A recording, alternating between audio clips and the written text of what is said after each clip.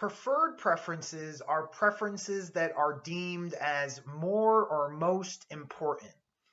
That is to say, a preference is not preferred when it is less important or less valued than some other competing preference. So in particular, most drug users, or we could focus on cigarette smokers as Gooden does, have, competing preferences. They have a preference to gain pleasure through smoking, but they also have a preference to be alive and healthy, right?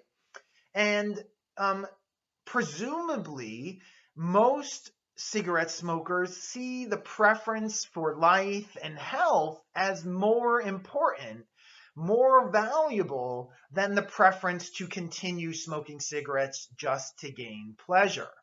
Again, the person themselves, the drug user themselves, prefers life and health over the harmful activity of smoking cigarettes or using the drug. The problem is the weakness of will again, right?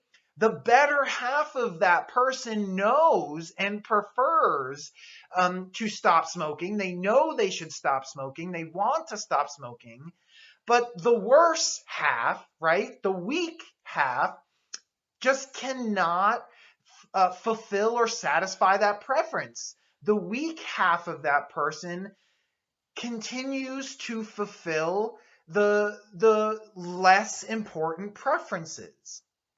In cases like this, again, the government, according to Gooden, would be justified in passing paternalistic laws that favor the person's preferred preferences. The government will do for the person what the person is unable to do for themselves due to weakness of will, and that is show the value and importance of the preferred preferences over the less important preferences. That is something that a lot of drug users cannot will themselves to do, but paternalistic laws could help them to do.